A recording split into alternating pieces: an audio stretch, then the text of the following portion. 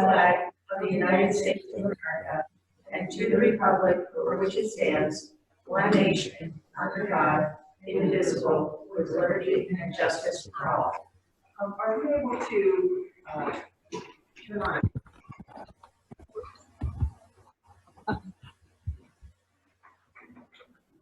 Oh.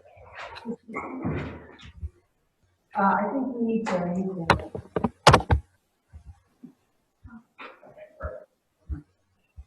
All right, so we'll begin with a motion to accept the regular meeting minutes from August 10th, 2020. I have a motion. Ready? Okay, second. Second. Mark Prairie. Any discussion or corrections? Okay, hearing none, may I have a motion to accept the meeting minutes from 8/10/2020? All in favor, say aye. Aye. You say no? Okay, I understand. So I will vote yes as well, so you have two votes. Public comment. Hearing nothing? No. Okay, so we'll move along. We will now have the report of Public Works. Roger, if you would like to. Sure. Okay, last month we've been picking up limbs and stuff from storms. Low limbs on roads we've been cutting, or work on the sidewalk, getting ready for paving. Mowing trim grass as needed. We do shoulder work here and there. Won't be doing a lot of that until next month. I have closed beach on here. That may end up going into September, but I'm not sure when the beach is getting closed. Monday. Oh, okay. So we'll try to do it early next week. So it may go into next month, but garbage recyclables, we're getting back there ready for paving. We replaced the culvert on Elm Lake Road. We are always checking Elm Lake Road dirt section, checking to make sure that it's all good. And we fix potholes. Next month, pave the sidewalk, God willing. Mowing trim grass as needed, ditches, shoulder work, garbage, recyclables, pave Black Bear Run, hauling winter sand, work on Elm Lake Road, hauling I-4 for culvert work, and ready trucks for winter. And next 60 days, roadside ditching, we'll be doing a lot of that in the fall. Playground work, which is pretty much done now. We got ahead of ourselves a little bit, so we got a lot of that done and a little bit more stuff has to be done, but done a lot. Shoulders along roads, especially the new paved road. Dirt section of Elm Lake Road. Dress trucks for winter. Garbage recyclables, pickup benches, trash cans, etc. Ditches along roadside and cut hanging brush along roads. We always are doing that. Same, pave Black Bear Run, hauling I-4, order stock culverts. Looking to spec some new pickup. Our dump truck did come in July. We've got that all licensed on the road working. Just have to get it lettered, which Casey's going to do that at the end of August, early September, because he's been so busy. And pave sidewalk. And Tracy asked me about the chalet sign. We have that ordered. A chalet sign? Chalet Drive is a road down by the water department, and the sign got knocked over the winter. Okay. And I don't know where it ever ended up because we never found it. But we did order one. The aluminum was on back order, but we have it by the end of this month. I'm sure to put that up. But there was somebody calling and asking about it, so I just wanted to get that in the. Good. So I understand with the shoulder work and cutting the sides, we haven't been doing that, correct? We mowed every road. We did, okay. But the ditching and the ditching, we do it a little bit as needed, but we don't have time in summer to do it. You know, so once summer comes, the garbage schedule, like we have to run out of the garbage truck so much, we'll be doing ditches before. Okay. Terrific. And how much longer do we have Ryan Marshall for? Oh, that's another question. last winter we were gonna have until the end of August. But he said he has more painting to do in a few more rooms, that if it's entirely up to you guys, that he's willing to do that a couple nights during the week, even while when he gets back to work at school. But he said that's up to you guys if you wanted to finish that. He's one of these guys that once he starts project likes to finish it, so. Right.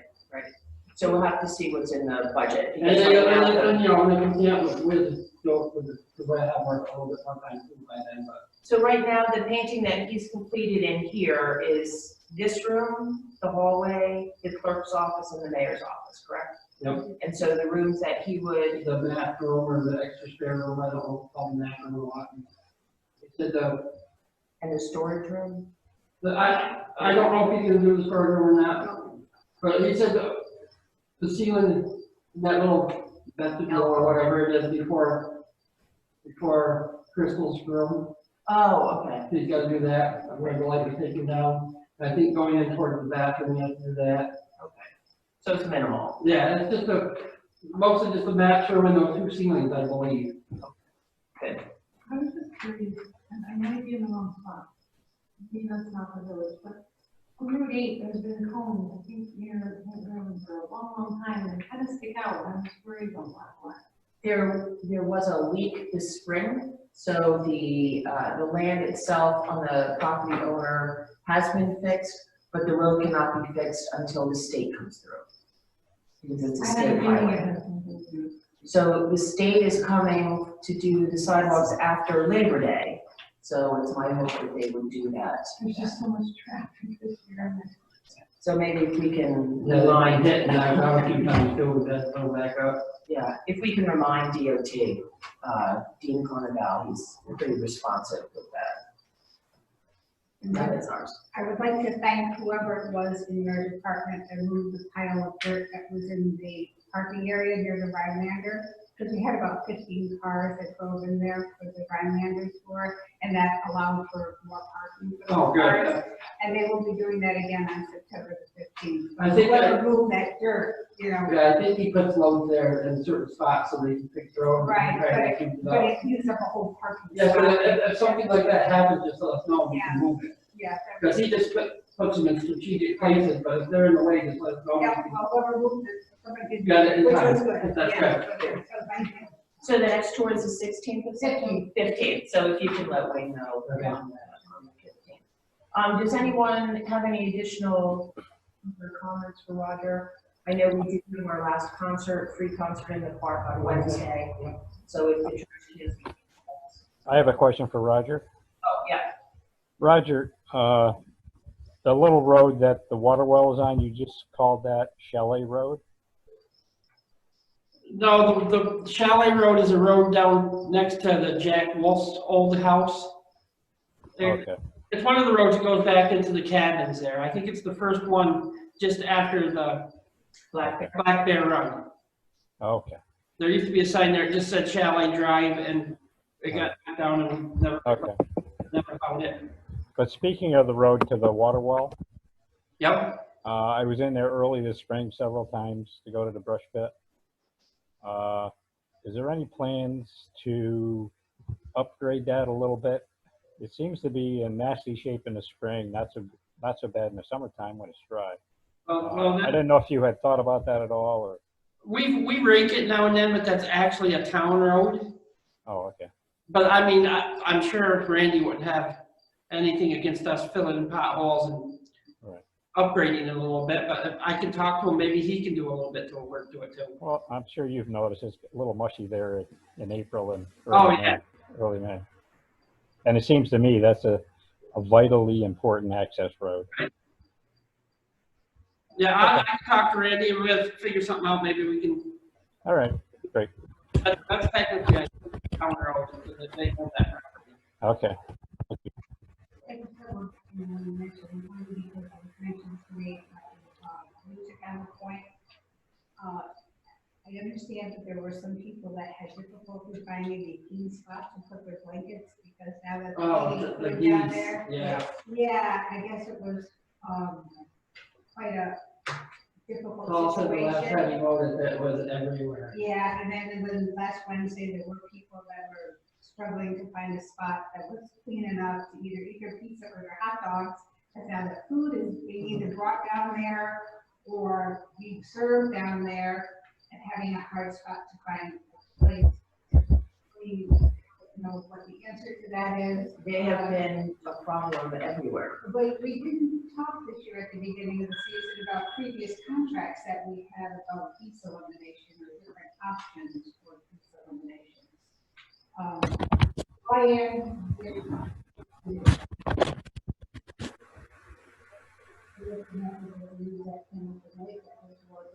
want to talk to someone who works there for the fly-ins. For the ones that walk in, I think the one that Kevin used this works out great. In the string, the items stick over and the geese don't go over. So the walking geese, that works. For flying geese, you might want to talk to somebody at Hamilton Lake to see what method they use to keep them off the golf course. And this is obviously for future years because they're almost. What, do they do anything up here at Lake Pleasant Golf Course? I don't know. I really don't know. It's a very good question. Certainly they must have the problem at Hamilton Lake. And the Is school it fields. close enough to the water? Well, they can't be any closer than that golf, than that Lake Pleasant Golf Course, it goes right down to Second August.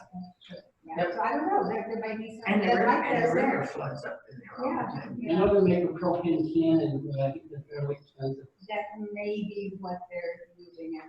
And then they just shoot a wild blast, but anything. How often, I wonder, do they have to do it? I don't know. I'm not sure if that's what Hampton Lake is doing. I just know they do make such things. Maybe we have to borrow. And then we'll get calls of another kind. Letty, the golf course has a flock of about 40 geese. And they try to herd geese with a golf cart and it doesn't work so well. So, And I know that the school fields are getting a lot of geese. When they're not down at the lake, they're up there. That time of year, I'm sure. Yeah, they're getting ready to run, Already, you so. know, will fly really. So if you can check with Hamilton Lake to I see can do what that. they've done as well, and yeah, it's a huge issue. Yeah, I can give them a call. Great. All right, if there's nothing else for Roger, thank you. Thank you. We'll see you later. Oh. No knees cracking. My chest. Yeah, I hope you're getting better. It's slowly getting better. Thank you. All right. Okay. So now, first of all, I'm sorry, I'm using the wrong template. You're demoted to deputy clerk, but Yeah, I promote you again. Good. So, the clerk treasurer's report. Village elections are just about 3 weeks away, through tomorrow. As of today, and fingers crossed, there's been no change, postponement, or additional executive orders regarding the village elections. So hopefully we'll be able to, go on with this election as planned. Is that the 15th? Yes, September 15th. I do have to put an additional notice in the paper next week, and then the notice will go up around the village and stuff like that. I think it'll be important to have flyers, in addition to the paper, but flyers in prominent areas of the village. Well, it is required that you put, you post them up in 6 places. So I think that'll cover the majority of the city, the village. Right. And just to clarify about absentee ballots, we already have. Absentee ballots that we've already received will be counted in the election. If somebody comes in and decides that they want to come vote in person, they can do that. Their absentee ballot will just be void. I do have a webinar. There's a webinar coming up on Wednesday for clarification on what needs to be done for the postponed election. Just some, more details and stuff like that. So I'll be doing that on Wednesday as well. Just ready again. Hopefully, fingers are crossed that we're gonna get through this time. The NICOM's fall training school has gone completely virtual this year, not viral, and is scheduled for 3 days of the week instead of the full week. With this, they reduced the price of registration to $99 per person. So I'm really hoping that Tracy will be able to register so she can do some of the webinars as well. I found them really helpful last year, and I think she'll find them just as helpful for her position as deputy. And then Jeanette was also, since she missed the spring conference, she was hoping to, yeah, it was canceled. She was hoping to also register for this one. Additionally, the OSC they originally canceled their accounting schools for this year that they were going to be having, and then they just sent out a notice that they were going to have them all online. In budget preparation, I had put away, like I had budgeted enough for one of the government accounting courses, but since the reduction of the NICOM school, I was hoping that I'd be able to take both the basic and the advanced. I think it'd really just help with everything that pertains to my treasurer side of the job. We'd still stay well under the budget amount we budgeted $1,700 for the fall training school, and then $150 for extra schooling. So we'd be well under that at around $500 if Tracy and I both do the, actually probably way less than that. Tracy and I both do the NICOM training school, and then if I do both accounting schools. So Jeanette's I was originally calculating hers into that as well, but then I remembered hers goes under her. Yep. Right, so that's been budgeted. Yeah. And then 2 weeks ago, actually just after the last meeting, the beach had their inspection. We were warned and got a violation for the swimming while there's no lifeguard on duty sign. Apparently it wasn't properly worded. So I did For all those years. Yeah, for all those years. For Casey actually helped me out, and he had one aluminum sign left for the size that we needed to have to be within the regulations, and he got that done within a week for us so that we could put it up at the beach. I think it was actually like 4 days. Yeah. Sorry? It's the size of the letters, Yeah. the specific So the size verbiage. is the actual. So it was the actual wording. So the wording had to say, no lifeguard on duty, swimming prohibited. For all the good it does. Yeah. Our other sign said something about swimming, no swimming when lifeguard not on duty. So it's close, but not the right wording. And I added, the inspector said it was fine to add wording, so I added like large beach clothes, then no lifeguard on duty, swimming.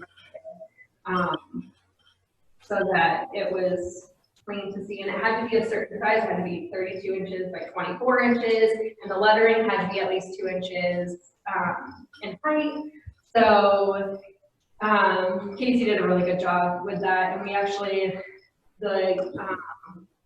Ryan helped put hooks on the back of the chair so we could hang it on the back of the chair in the evening after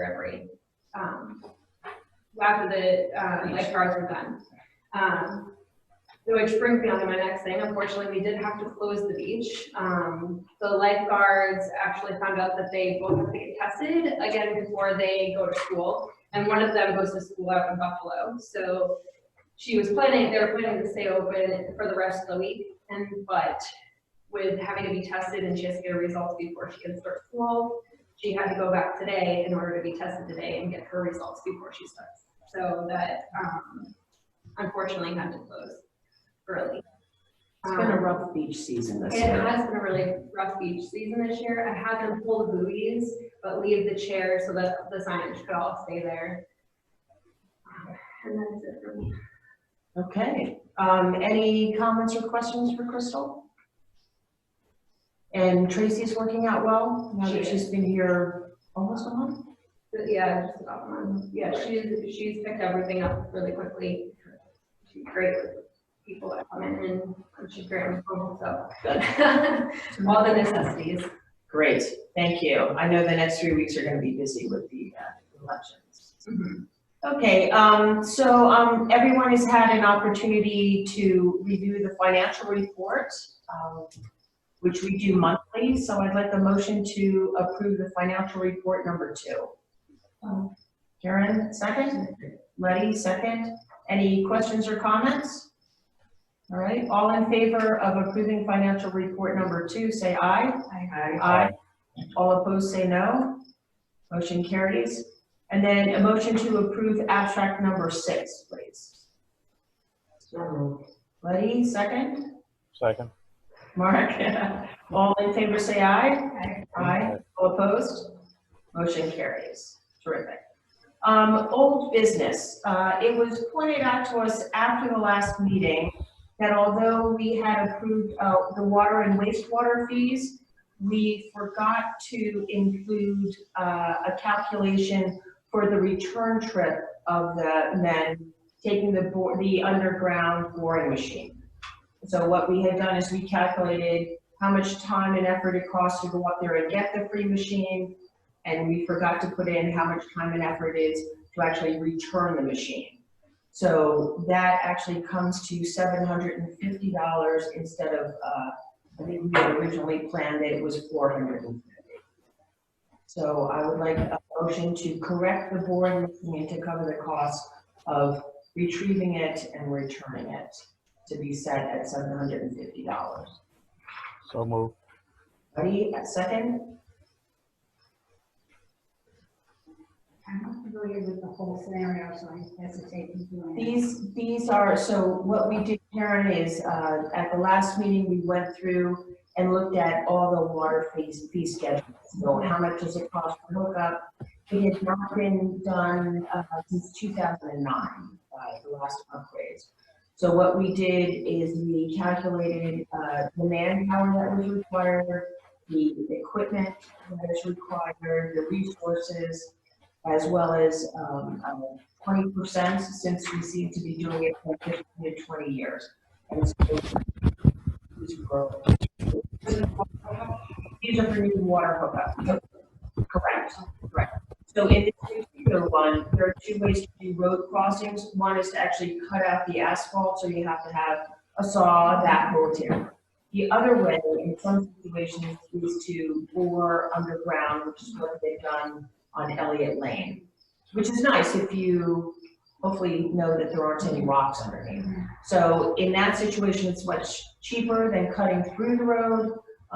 We are able to share the equipment with Indian Lake. The issue is you have to send 2 men in a truck to get it. And so that's up and back, and then you have to return it with 2 men in a truck up and back. So the machine itself doesn't cost anything, but it's actually the manpower that's required to do that. Right. And we had miscalculated for the return trip. Right.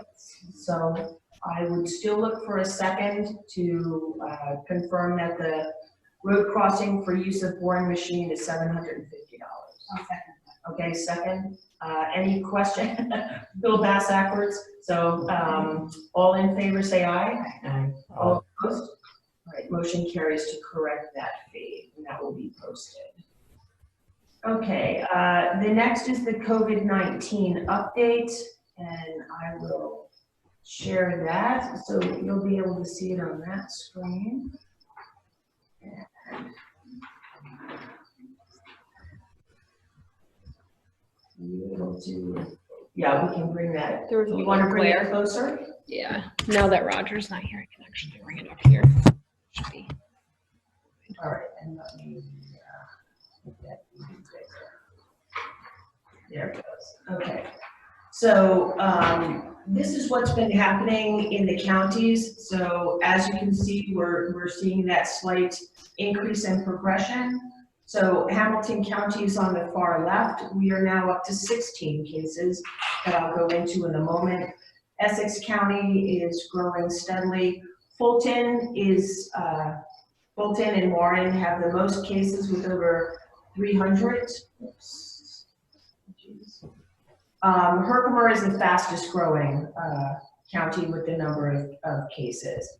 So they're up at about 275 cases at present.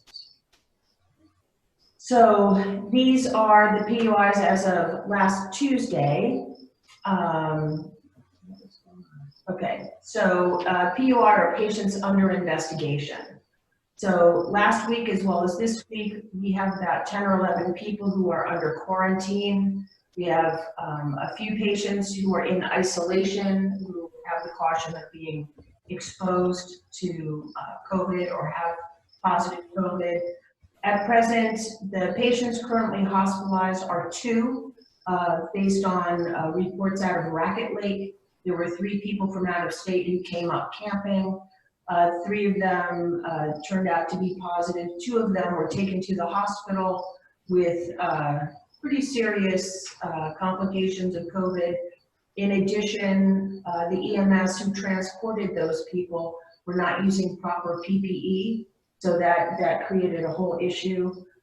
Within Speculator Lake Pleasant, our EMS is fully stocked with PPE, thankfully. All the protocols we use with every call is to make sure that they're covered and sprayed down and things like that. So we're well placed for that. We have quarantine travelers. So again, the Department of Health is collecting information from fly-in travelers at airports. So we're running anywhere between 130 and 175 people under quarantine from that. The number of tests, we are continuing to do the appropriate number of tests. So the positive tests to date are 16, as I said. This was the first incident within the last 2 weeks. There was a birthday party / gathering. 2 positive people came in from outside the county. It resulted in 3 additional positive COVID cases in Hamilton County. One of the positives went to a hair salon. The hair salon was not using the appropriate procedures and exposed another 20 clients after that positive case. 30 people had been tested. They all came back negative, which was great. And then the next testing clinic is August 25th. And then again, we have the 3 additional cases from Rapid Lake, bringing our total up to 16. These are the future testing that's going to be available. Most of them will be schools. All school children will be required to be tested, as well as staff. Lake Pleasant will be tested on September 9th. There will be a Wells community testing tomorrow, and the next time it's in Speculator or Lake Pleasant Courthouse is September 22nd. So if you wish to be tested, you know of someone who should be tested, please call public health, make an appointment, and they will do that. They also have additional resources to allow for more testing than they had done previously, which is great. So it was 50 at any given time, and now I believe they're going up to 100. So that really helps. Okay, so in addition to COVID-19 updates, we're still going through with the elections. There's been no changes. The open meeting law extension is through the first week of September. We haven't heard anything in addition to that, so I think it's kind of quieting down, I hope. FEMA, we have both the emergency Halloween storm update. We have put in all of our categories now, so we've been reimbursed for the debris. They have our emergency work that they're in the process of signing off on. We have successfully completed all of our virtual inspections, which was no small ordeal. So that is the Marion Avenue culvert, and as well as mitigating things that they're going to do by adding more riprap, shoring up some things. We've done the water main. We are awaiting approval from the U.S. Corps of Engineers for that, because you're working in a waterway, and any DEC and APA permits. I don't think we need an APA permit, but Lenny is getting all those letters, whether we need permits or not. And then the third one is the pump station 2 that is tilted. So all 3 of those are complete, which is a huge, huge accomplishment. So we should be progressing that, hopefully. Any questions on that? So Okay. you get 25%? 75%. 75%. So And the the- state is 12.5%? They have not committed to that yet. Oh. This is the first FEMA storm, catastrophe up here that they haven't committed to. Okay. So they haven't said flat out that they won't do it, but they haven't committed that they are. Correct. And the mitigation is being covered 100% by FEMA, which is great. We do have a FEMA project that was accepted for COVID. So we will be able to put in any COVID-related expenses with regards to, PPE, cleaning materials, any extra costs that we've had to pay. So for example, we've put on postings in the newspaper, we've put in postings on the website, we've had additional signage at the beach and in the park, and all those things will be allowed to be captured. In addition, Mason was not able to be a lifeguard because he was never able to get fully certified, but we kept him on as a beach monitor, which was required by New York State. His salary will be covered 75%. And then portions of Ryan's time. So whatever Ryan has done that's specifically related to COVID, so increased bathroom cleaning frequencies and those types of things are being separated out in his hours to be able to apply for that. Usually there is a beginning date and an end date for disasters. In this case, they have the beginning date in March. It's open-ended. So they have suggested the minimum requirement that we have is $3,500 to file with, and we have exceeded that. And then we can just keep adding to that as needed or as our expenses come in. So we've ensured that we have a sufficient number of masks, sufficient cleaning things on hand so that we can progress. Nothing available for not-for-profit. Really? It's Nope. Verizon small cell, we are still waiting tribal approval. Just as an FYI, the tribe that we are awaiting approval from are the Wyandotte tribe. For those of you who have Indian history, I'll give a quarter to anyone who can name what tribe they're associated with. Okay, I was thinking Black Hawk myself or Mohawk myself, but it's actually the Iroquois that they're associated with. All right, that's your history lesson for today. The fire tower, we are submitting some of the expenses that we've had. Again, the DEC had been on hold giving out grants. We've been told that we can submit our expenses. So the one outstanding thing that we have, and I'm still waiting to hear back from DEC, is that we still owe Mr. Valleggi $35,000 in the down payment. DEC is telling us that we have to put that up front and then they would reimburse us. So I want to make sure when that reimbursement will happen so that we'll get it in a timely manner rather than being on the hook for a long time. So I'd like to hold off on progressing with that until we hear back from the DEC. He's been very patient. We did get the opportunity to meet him. Oh, great. Yes, he said that he met you. We did. We had a very nice conversation. Yep. And he's just so delighted that we are taking this fire tower. I mean, I'm not saying his patience is indefinite either. No, and he has some issues that he does need to get paid. Yes. So I would like to see it sooner rather than later. But, It was a good find. yeah, he's really very enthusiastic. Another point of interest is that we do need to have someone in the village step forward and do fundraising. So just by way of reminder, we do have the $100,000 DEC grant. We have $10,000 from the Adirondack Foundation, leaving us $20,000 to raise, which is pretty nominal, but it's challenging in this period of time. There are two people, one I need to confirm, but two people have come forward saying, yes, we would like to do that. And Mr. Valleggi, as well as Karen Rankin from New York State Fire Tower, are very interested in having a kickoff meeting to talk about the history of the fire tower. We had originally planned that with the author of I think you know him, Letty. So he has canceled any in-person presentations, but I think that we can get other folks, and if he's willing to do it by Zoom and we project him on a large screen, we should be able to do that. So hopefully we'll be able to kick off and finish by next summer, get it erected. So, okay, so that's the fire tower. Any other old business? The last bit of old business is I have reached out for LED lights.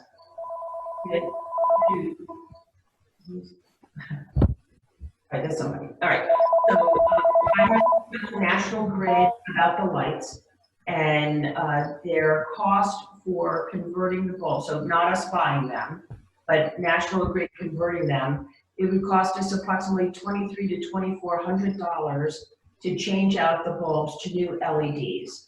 But then on the backside, we would get incentives of approximately $5,200 for converting to LED streetlights. So we would be ahead approximately $2,500, $2,600.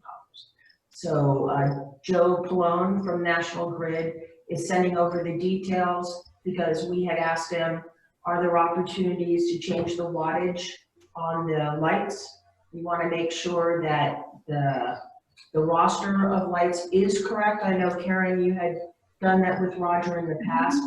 So if you would be willing, I would ask you to just reconfirm, because we have shut down a couple of lights in the meantime to make sure those are correct.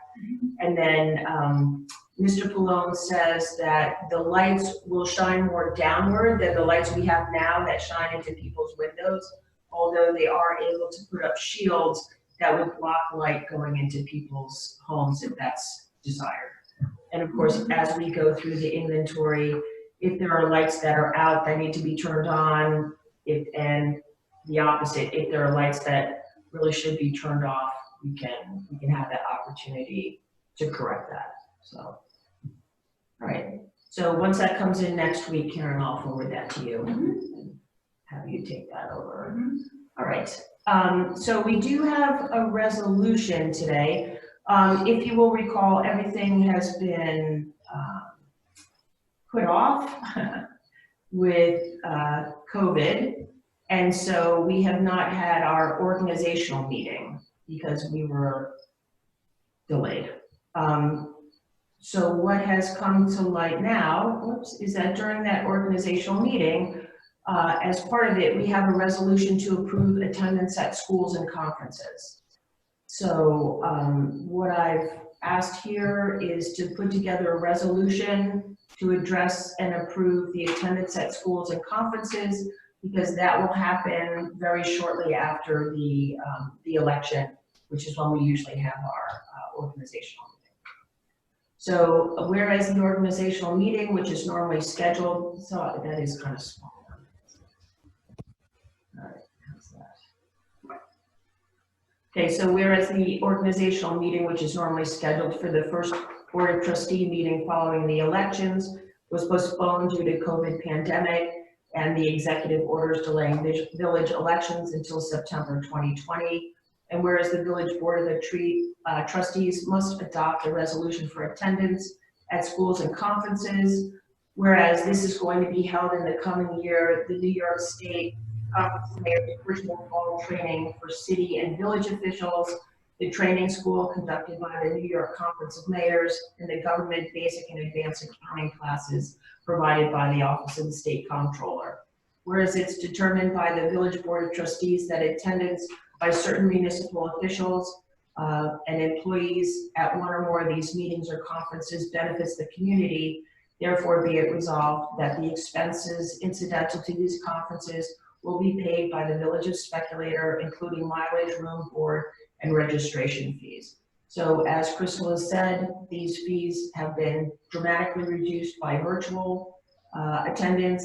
There won't be mileage, there won't be room and board, which would be great. Yeah, and they start taking place the second half of September. Why does this have to be in the form of a resolution? It's according to municipal law. It's done every year during the organizational meeting, and it's actually included as a resolution when we do all that huge stuff. Question number 2, is it open-ended or do each municipal employee, when you have a different school to attend, have to ask for approval to attend? Because this is very open-ended. This Yes. means that any school or any conference or anything that's held during the year, you're entitled to go to, and we agree with that. Well, if she does list the They different are listed. schools that are. Yes, so it's listed as the mayor's, Conference of Mayors Virtual Fall Training School.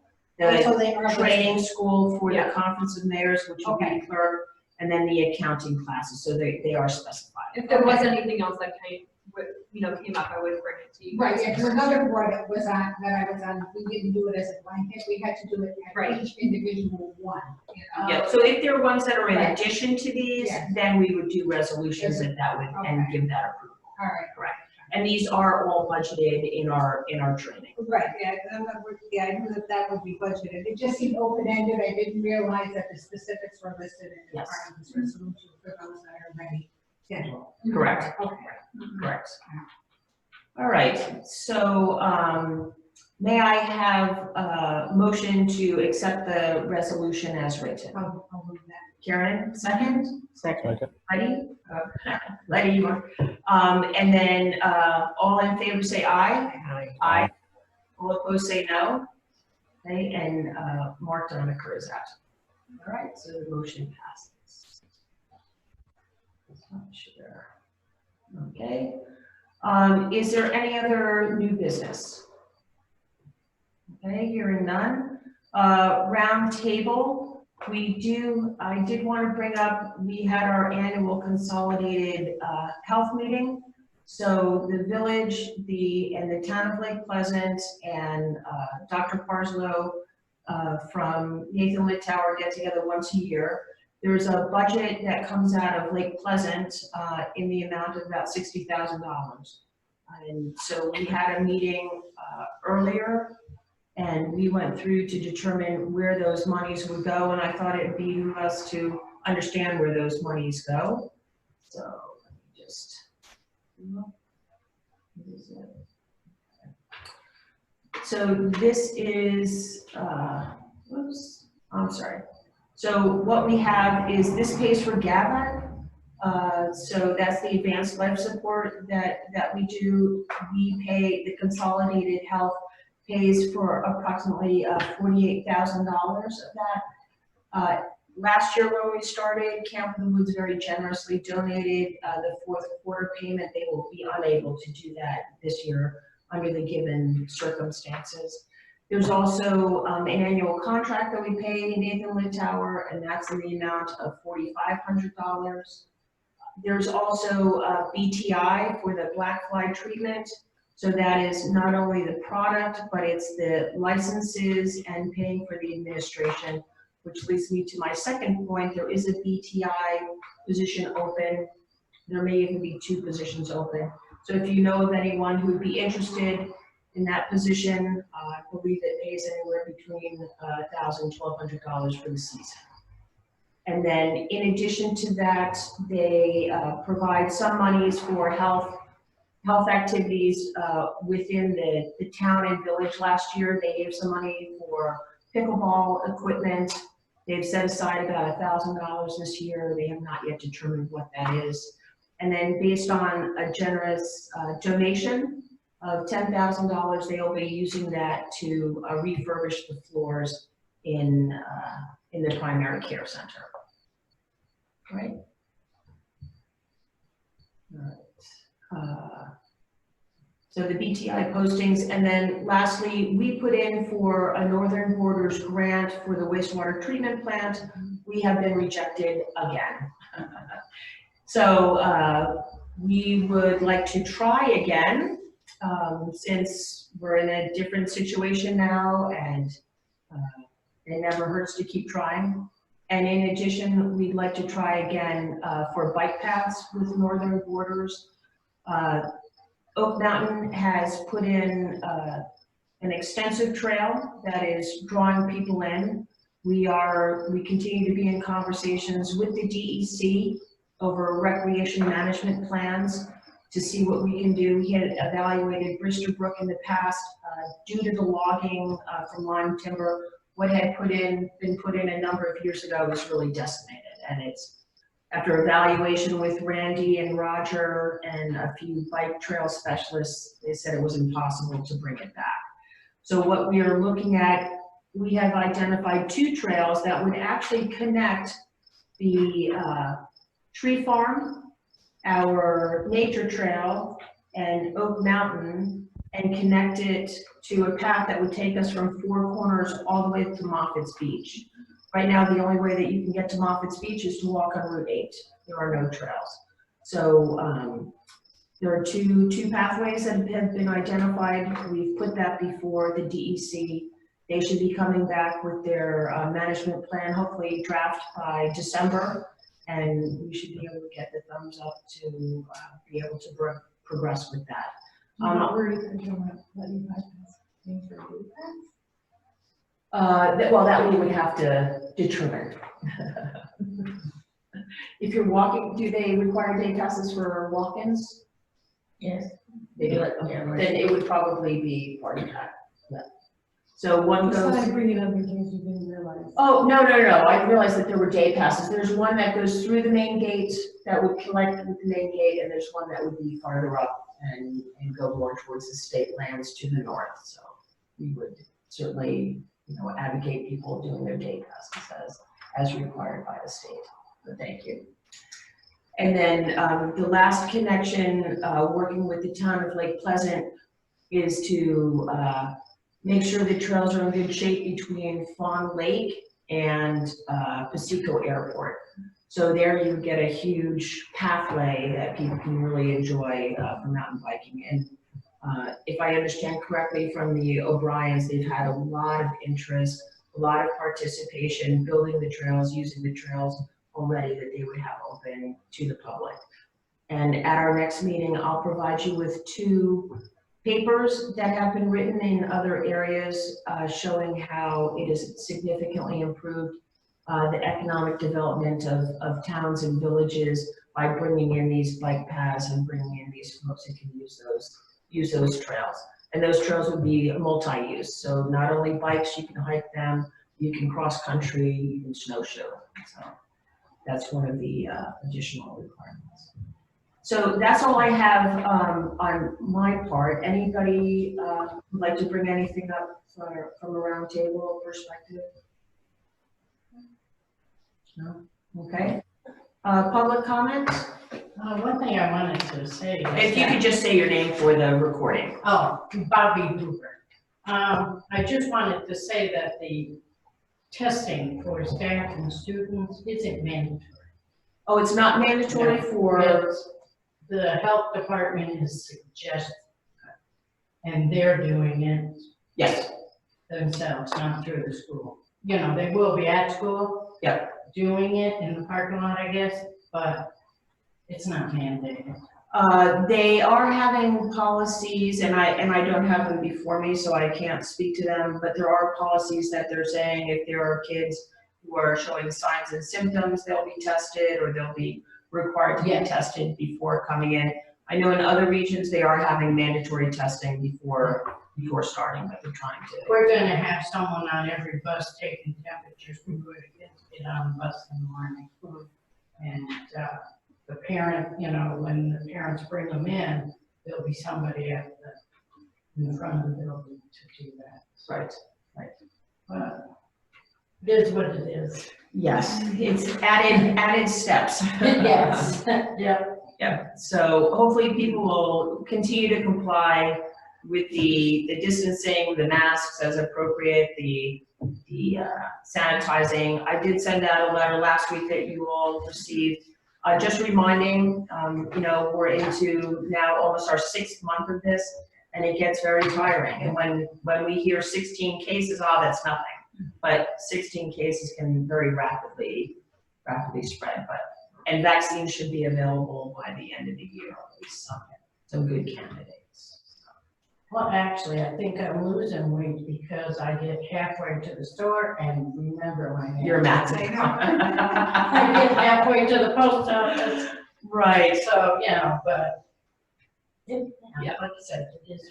And I think the majority of people who come and visit and locals are adhering to that, but we're very blessed to be in an area that we can walk down the street and not have masks. Yeah. When we get to metropolitan areas, people are jogging with masks and biking with masks, and I just think that that would be horrific, so I like it up here. Okay, so if there are no other public comments, we'll close that, and we will be going into executive session to discuss Moose Creek Holding notice of claim. So thank you, Bobby, for Yes. coming. Good night. Good night. So if I can have a motion to go into executive session. So moved. And second? Yeah, and we'll stop the recording. Would you like to say that? We'll give that one tomorrow. Recording again. So now we are back in regular session. So there is we'll put a motion on the table regarding Moose Creek Holdings that we will refer the matter to our insurance company if a lawsuit is brought, and we will terminate the services of the lawyer that we have retained to date, Mr. Shaw, who's done a great job, but we will terminate and have everything go through NIHAR. So may I have a motion for that? And second? And all in favor say aye. Aye. Aye. Opposed? No, and Mark Doniger is still absent. All right, so that motion carries. Letty? Yes. Would you like to make your motion? I make a motion, we adjourn. All right. Second. All in favor? Aye, aye, aye. Thank you very much. Have a good evening. When she retired, If you